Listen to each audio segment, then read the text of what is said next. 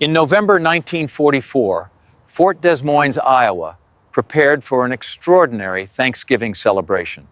This facility housed 63 German female prisoners of war posts, representing the largest concentration of female enemy combatants on American soil. These women, captured during operations in France and Italy, had been systematically indoctrinated with Nazi propaganda portraying Americans as barbaric captors. Prone to starvation and mistreatment, they were about to encounter their most surreal wartime experience, partaking in a lavish feast, commemorating a holiday entirely alien to them, and tasting a fowl most had never eaten. Among these prisoners was Freda Hartman, a 29-year-old logistics officer from Hamburg. Her expertise encompassed coordinating supply operations for entire German divisions, a role that had made her acutely aware of the severe shortages plaguing Germany in the war's final years.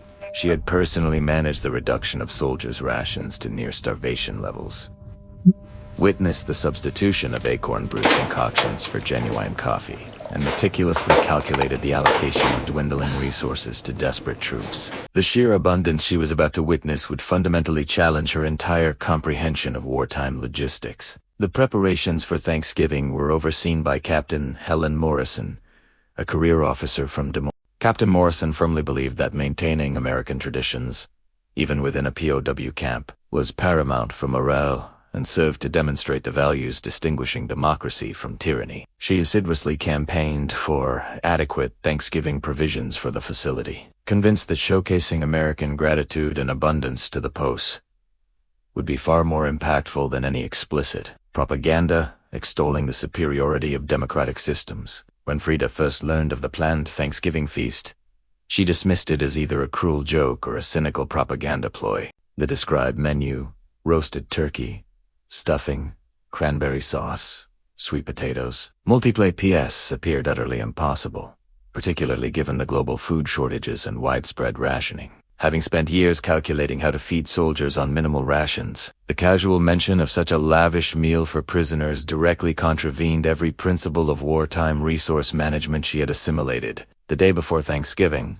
as part of her routine duties, Freda was assigned to kitchen duty. What she witnessed there would fundamentally recalibrate her understanding of American capabilities and, consequently, Germany's strategic position. Piles of fresh vegetables, sacks of flour and sugar sufficient to feed a German battalion for weeks, and, most incredibly, dozens of colossal turkeys awaited preparation. Her trained eyes automatically calculated the resources required to provide such a feast, and the implications were staggering. However, Staff Sergeant Patricia O'Sullivan, the chief cook from Boston, noticed Freda's stunned expression as she stared at the array of ingredients.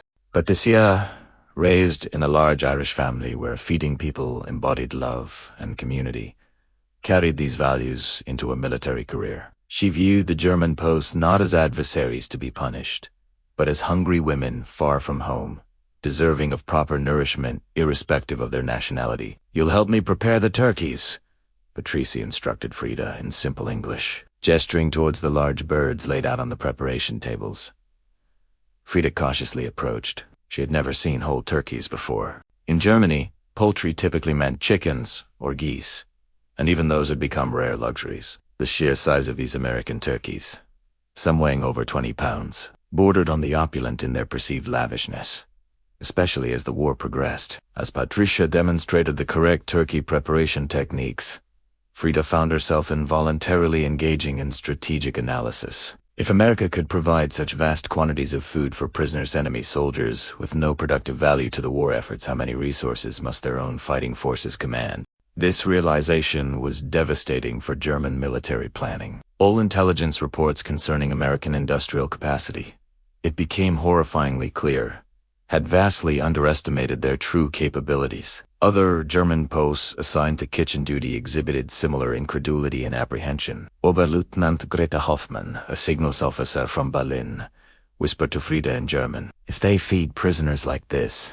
how well do they feed their own soldiers? We were told the Americans had worse shortages than us."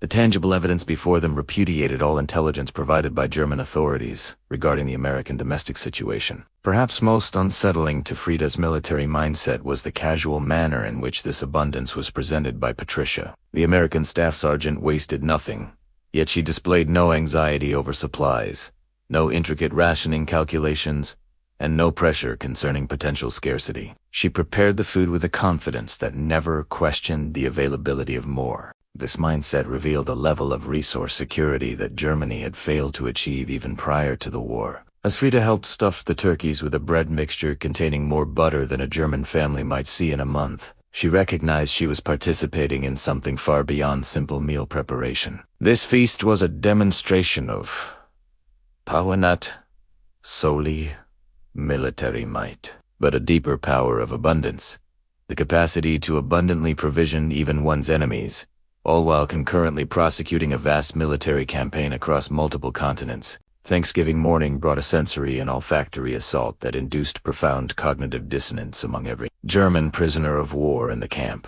The aroma of roasting turkey permeated the barouches, a rich, savory fragrance that most had never experienced. Peering through the kitchen window, Freda observed American staff decorating the dining hall with autumn foliage, cornucopias overflowing with produce, and hand-painted signs explaining Thanksgiving traditions in both English and German. Before the meal, Lieutenant Sarah Chun, the camp's cultural liaison officer, gathered the German posts and briefly explained Thanksgiving. In fluent German, she described the holiday's origins: the Pilgrims, and Native Americans sharing the bounty of the harvest, and its traditions of gratitude and blessing. For women who had spent years managing scarcity and witnessing their homeland's gradual descent into hunger, the concept of a national holiday celebrating abundance was almost fantastical. In America, we believe there is enough food for everyone, Sarah explained, her words translated and murmured among the prisoners. Thanksgiving reminds us to be grateful for what we have and to share it with others, even those considered strangers or different from us. Freda, with the logistics officer's analytical mind, absorbed these words. She recognized the profound difference between a culture built on abundance and one forged in scarcity and competition. The German posts entered the dining hall with a complex blend of curiosity, skepticism, and hunger. What they encountered surpassed even their elevated expectations. The long tables groaned under the weight of perfectly roasted turkeys, creamy mashed potatoes, rich gravy, candied sweet potatoes, green beans with almonds, fresh bread, and an assortment of pies displayed on side tables. The sheer volume of food was unbelievable, representing a caloric total many of them had not seen in months. Captain Morrison rose to address the assembled prisoners and staff. Today, we celebrate Thanksgiving, a uniquely American tradition of gratitude and sharing. You are far from home and loved ones, as are many of our servicemen. But today, we remember that, even in difficult times, there is value in acknowledging our blessings and breaking bread together.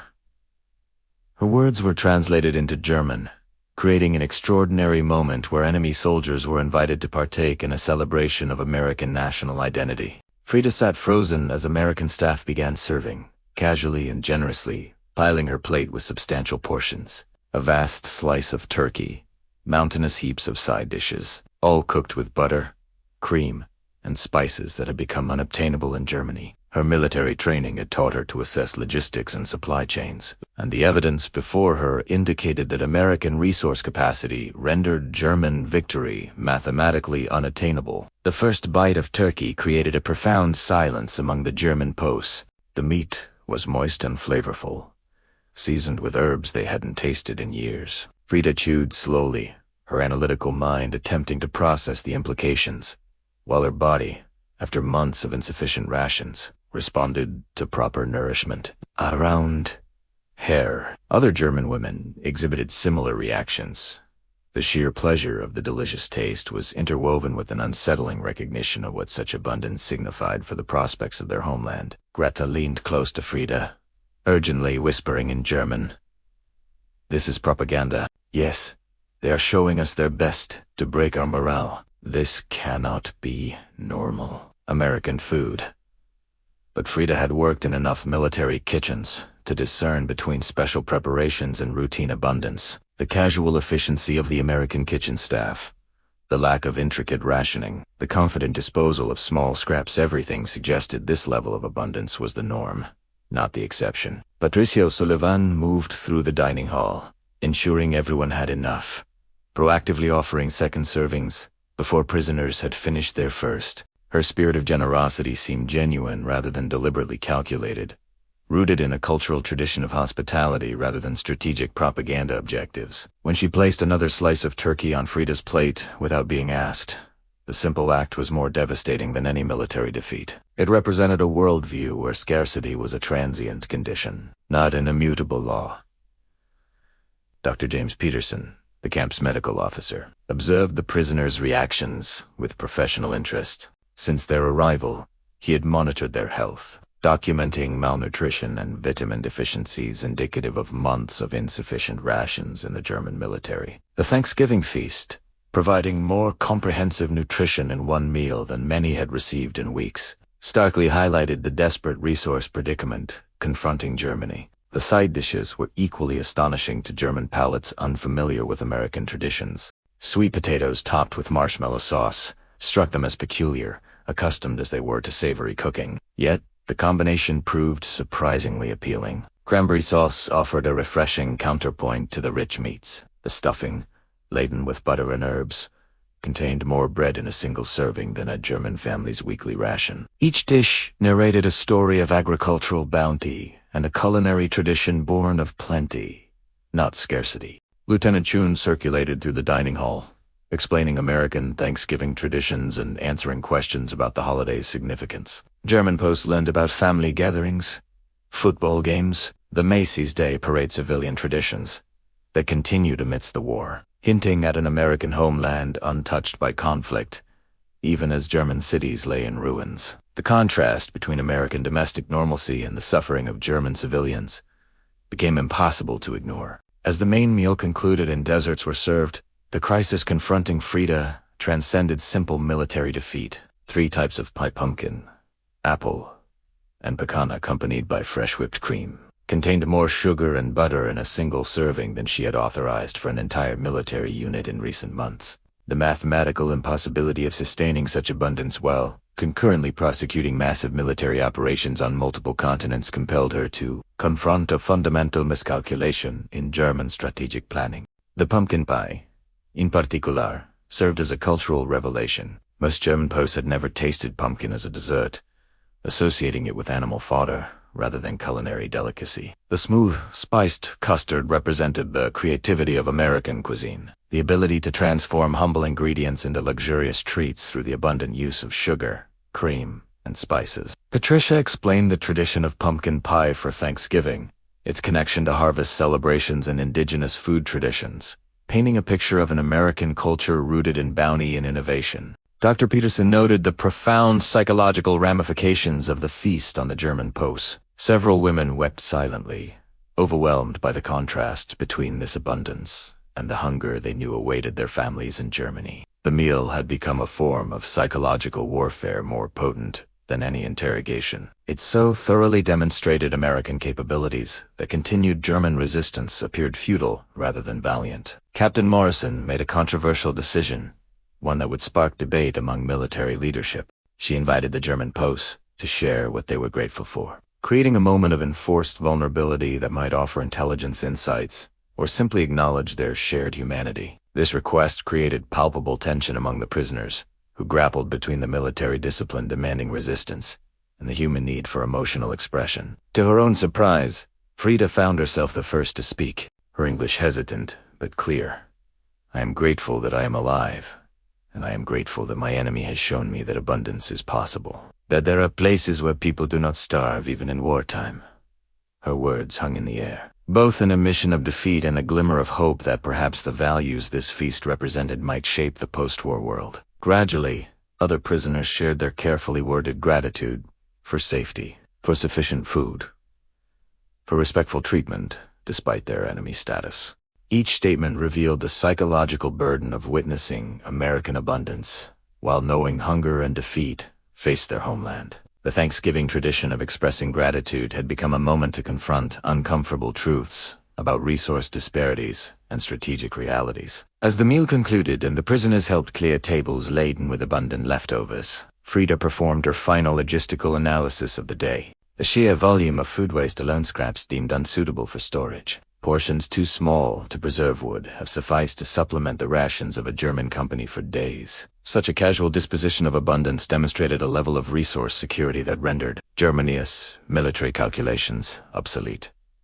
The turkey she had eaten was not merely a meal. It was a strategic revelation that would haunt her understanding of the war's inevitable conclusion. The days following Thanksgiving brought an unexpected crisis as the German posts grappled with the strategic implications unveiled by the feast. Freda found herself unable to sleep, her mind racing with calculations that confirmed what her heart refused to accept. Given the resource disparities she had witnessed, German defeat was not merely probable, but mathematically inevitable. This turkey dinner accomplished what months of propaganda had failed to achieve. It shattered her faith in German military planning through undeniable physical evidence of American superiority. Lieutenant Chun observed the pervasive psychological impact spreading through the prisoner group and organized discussion groups to address the emotional aftershocks. In these meetings, conducted in German to encourage candid expression, the women articulated fears and realizations that went far beyond simple homesickness. They spoke of starving families in bombed-out cities, of the lies they had been told about American weakness, and of the moral burden of serving a regime whose strategic assessments were so catastrophically flawed. Greta Hoffman broke down in one session, her professional composure crumbling as she described coordinating military communications while knowing civilian rations in German cities had been cut to near starvation levels. "We were told that sacrifice was necessary, that Americans suffered more than we did," she sobbed. "But they feed their prisoners better than we feed our own soldiers.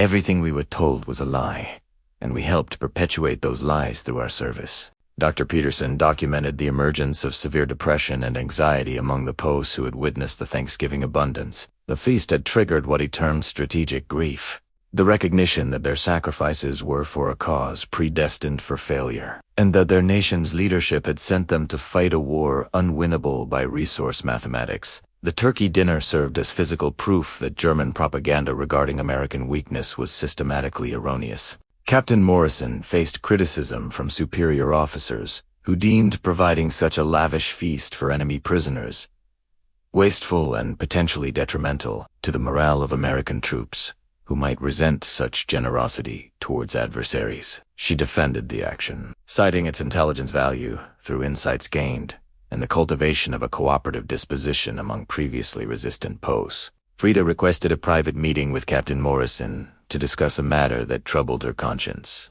She wished to compile a detailed report on American logistical capabilities and transmit it to the German High Command, believing that accurate intelligence regarding resource disparities might induce an earlier surrender, thereby saving lives on both sides. This request represented a fundamental shift from resistance to active cooperation, based on a professional assessment that continued fighting served no rational purpose. This proposition sparked intense debate among American intelligence officials. Some argued that providing the German military with an accurate assessment of American capabilities would only enhance their defensive planning. Others countered that realistic intelligence might persuade German leadership to seek a negotiated peace rather than continue a hopeless resistance. The decision required approval from Washington and raised unprecedented ethical questions regarding allowing a POW to provide strategic intelligence to their own forces. 2 weeks after Thanksgiving, Freda received permission to compile her logistical assessment of American capabilities.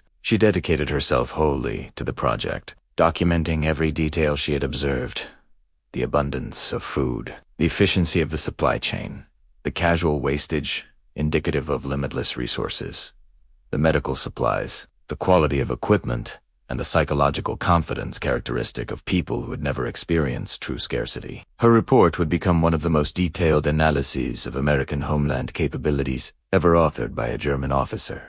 Patricia O'Sullivan provided unexpected assistance, answering Freda's questions about American agricultural production, food distribution systems, and civilian rationing policies. The cook casually explained how American farms produced surpluses even in wartime, how rationing was implemented to support military needs without starving civilians, and how industrial capacity allowed for simultaneous military production and consumer goods manufacturing, painting a picture of economic strength Germany had never possessed. Other German POWs contributed their observations to Freda's report. Radio operators, described American communication infrastructure. Medical personnel documented the abundance of pharmaceutical supplies. Mechanics noted the quality of equipment, indicative of manufacturing capabilities far exceeding German industry. Each section added further evidence supporting the core conclusion.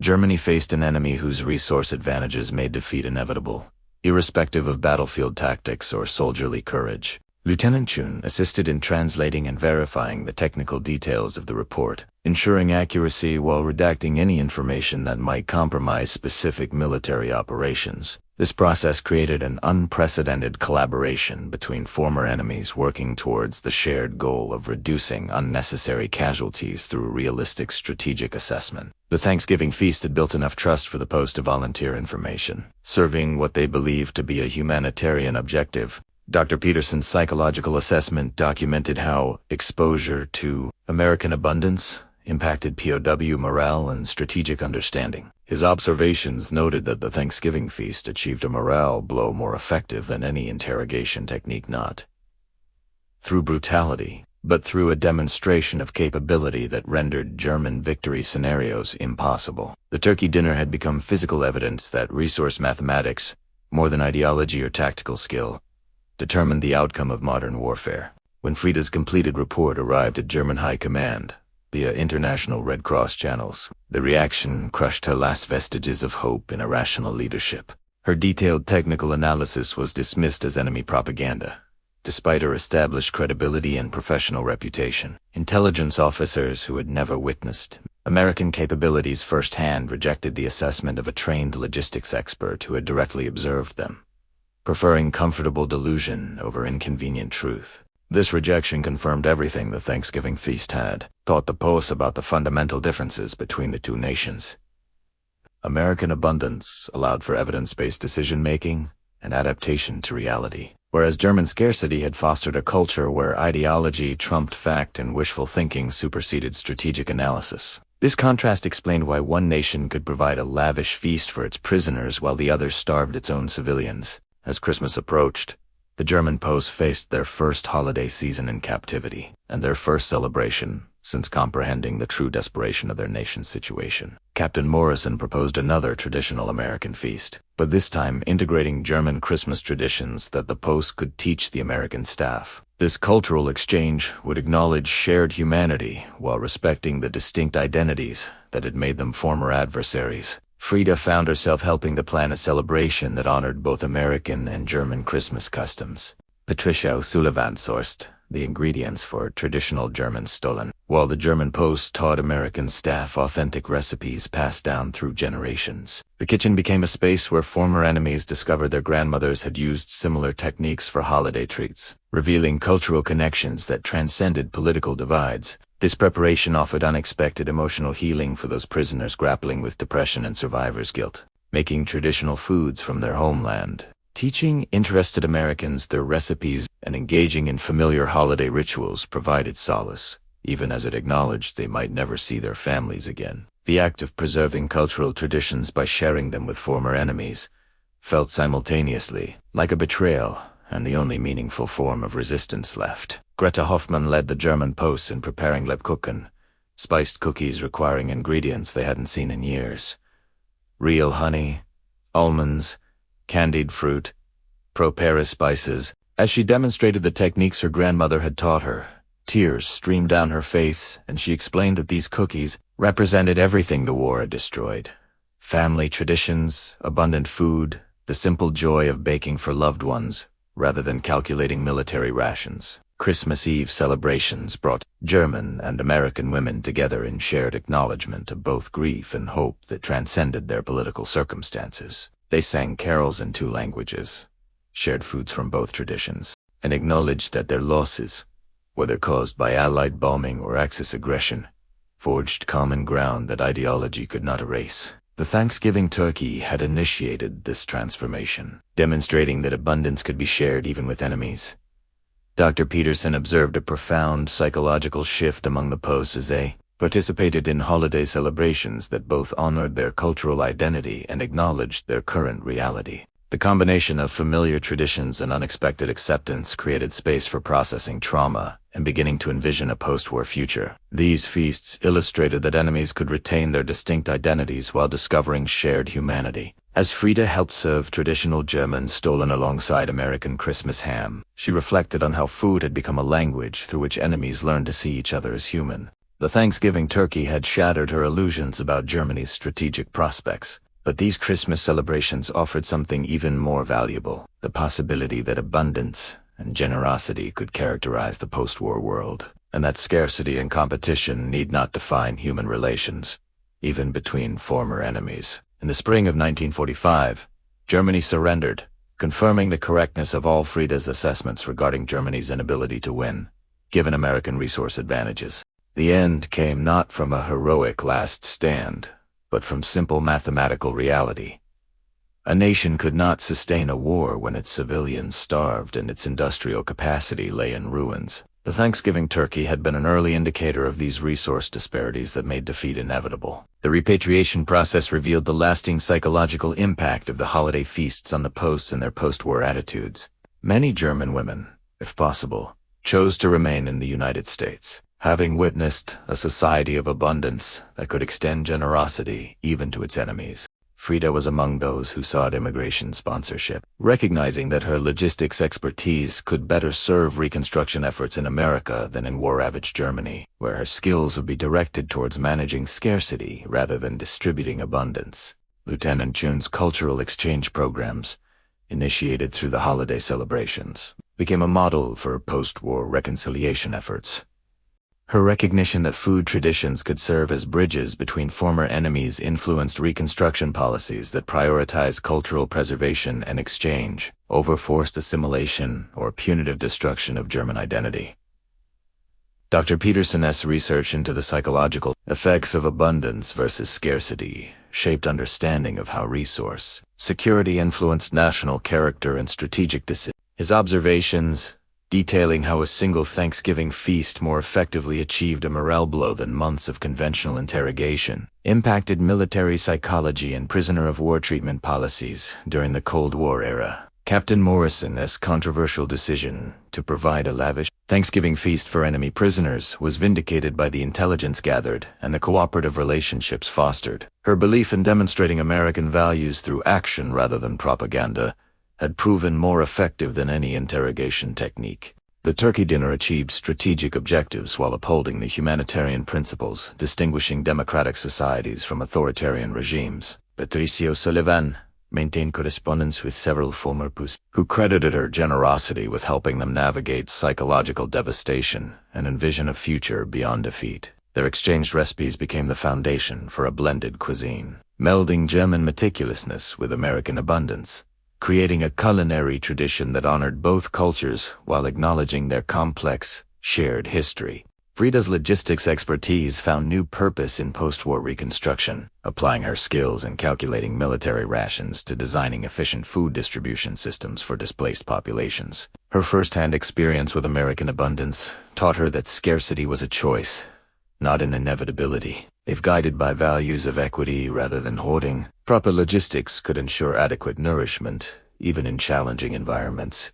Decades later, when asked about her most transformative wartime experience, Freda consistently returned to that afternoon in November 1944 when she first saw American turkeys being prepared for the Thanksgiving feast. The sight of such abundant food, offered to enemy prisoners of war, shattered every assumption instilled by Nazi propaganda about American weakness and German superiority. More profoundly, it proved that a society built on principles of abundance rather than scarcity could afford generosity, even to its adversaries.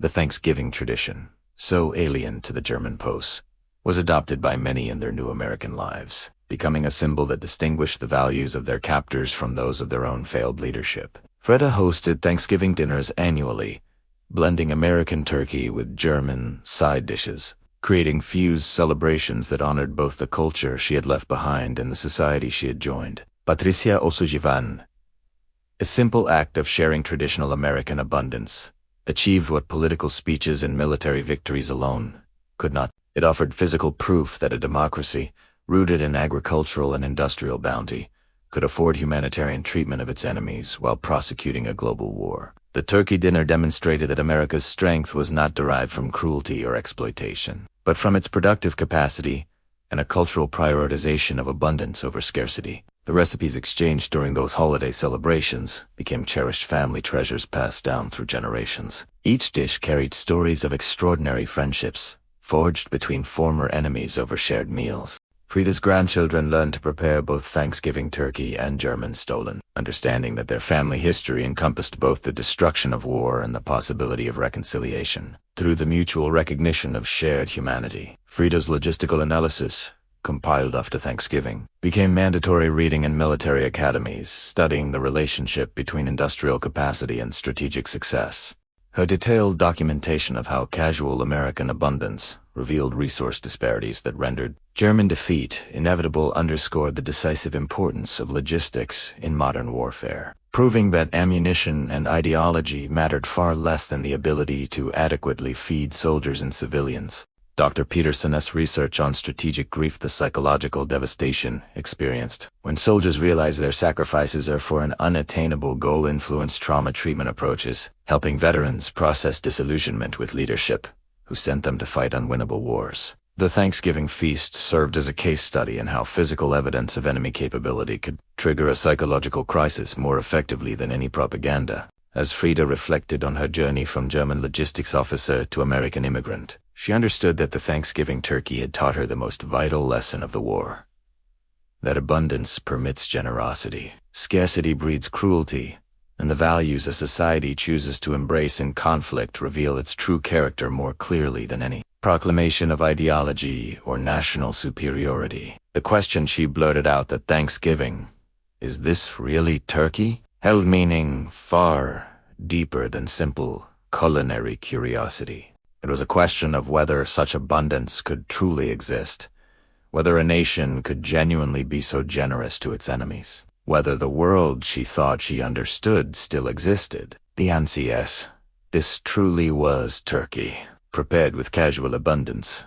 Demonstrating capabilities beyond her prior comprehension transformed all her beliefs about power, resources, and the possibilities of human dignity. Even amidst humanity's most destructive impulses, hope endured.